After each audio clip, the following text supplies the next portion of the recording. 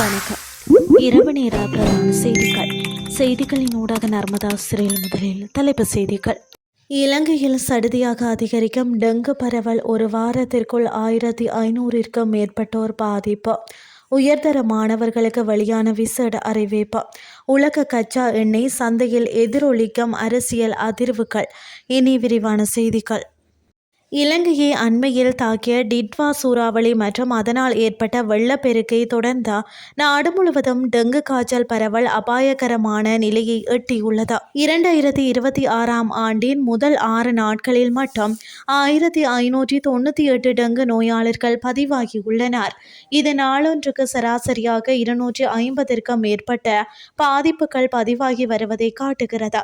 2024ஆம் ஆண்டின் ஜனவரி மாதம் முழுவதிலும் 4931 நோயாளர்களே பதிவாகியிருந்த நிலையில் இந்த ஆண்டின் தொடக்கத்திலேயே பாதிப்பு எண்ணிக்கை பல மடங்கு அதிகரித்துள்ளதாக சுகாதார தரவுகள் தெரிவிக்கின்றன.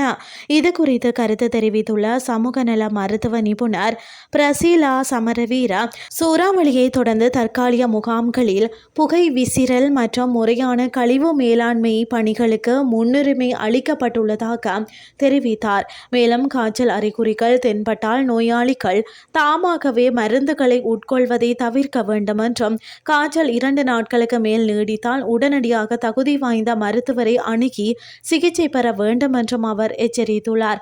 சிகிச்சையில் ஏற்படும் தாமதம் உயிருக்கு ஆபத்தாக முடியலாம் எனவும் அவர் சுட்டிக்காட்டினார். தேசிய டெங்கு கட்டுப்பாட்டு பிரிவின் தகவலின்படி கொழும்பு, கம்பகா மற்றும் களுத்துறை உள்ளிட்ட மேல் மாகாண மாவட்டங்களிலே அதிகப்படியான பாதிப்புகள் பதிவாகியுள்ளன. அத்துடன் கண்டி, காலி, யாழ்ப்பாணம், மட்டக்களப்பு மற்றும் ரத்தினபுரி போன்ற மாவட்டங்களிலும் டெங்கு பரவல் தீவிரமடைந்துள்ளது. குறிப்பாக பாடசாலைகள், அரசு நிறுவனங்கள், வழிபாட்டு தலங்கள் மற்றும் கைவிடப்பட்ட கட்டிடங்கள் நுளம்பு பெருகும் பிரதான இடங்களாக அடையாளம் காணப்பட்டுள்ளன. இவற்றை சுத்தப்படுத்தும் பணிகளில் பொதுமக்களின் ஒத்துழைப்பை சுகாதார அதிகாரிகள் கோரியுள்ளனர். நாட்டில் நிலவிய அனர்த்தத்தால் பாதிக்கப்பட்ட 2025ஆம் ஆண்டுக்கான கல்வி பொது தராதார உயர்தர பரீட்சை மாணவர்களுக்கான முக்கிய அறிவிப்பொன்று வெளியாகியுள்ளது.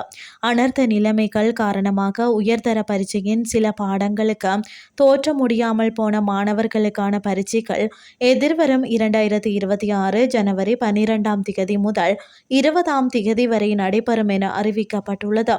குறித்த விடயம் பரீட்சைகள் திணைக்களம் வெளியிட்டுள்ள விசேட அறிக்கையில் தெரிவிக்கப்பட்டுள்ளது.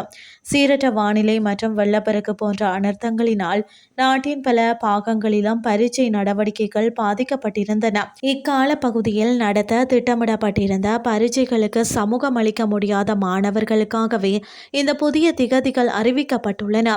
இது தொடர்பான மேலதிக விவரங்களை பரீட்சைகள் திணைக்களத்தின் உத்தியோகபூர்வ இணையதளத்தினூடாக அறிந்து கொள்ள முடியும் என பரீட்சைகள் திணைக்களம் அறிவித்துள்ளது. இனி வெளிநாட்டு செய்திகள். உலக சந்தைகளில் மிதமாக கச்சா எண்ணெய் விலை சரிவடைந்துள்ளதாக சர்வதேச ஊடகங்கள் செய்தி வெளியிட்டுள்ளன.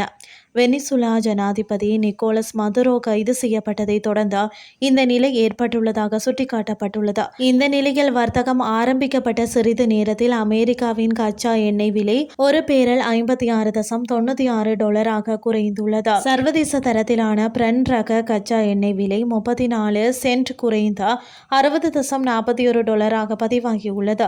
வெனிசுலாவின் தினசரி கச்சா எண்ணெய் உற்பத்தியானது 1990களில் கிட்டத்தட்ட 35 லட்சம் பேரல்களாக இருந்த நிலையில் தொடர் தடை விதிப்புகளால் தற்போது 11 லட்சம் டன் பேரல்களாக குறைந்துள்ளது. மதுரோ கைது செய்யப்பட்டதை தொடர்ந்து வெனிசுலா கச்சா எண்ணெய் உற்பத்தியில் அமெரிக்கா தலையிடும் என்ற ட்ரம்ப் அறிவிப்பால் உற்பத்தி அதிகரிக்கப்படும் என கருதப்பட்டுள்ளது. இருப்பினும் கடந்த 6 மாதங்களாக தேவை அதிகரிக்காததால் கச்சா எண்ணெய் உற்பத்தி சமநிலையில் நீடித்துள்ளது. தற்போது அது அதிகரிக்க வாய்ப்புள்ளதாக கருதி அதன் சந்தை விலை சிறிது சரிவு கண்டுள்ளமை குறிப்பிடத்தக்கது. இத்துடன் செய்திகள் யாவும் நிறைவடைகின்றது. அடுத்து காலை 8:30க்கு எதிர்பாருங்கள். நன்றி.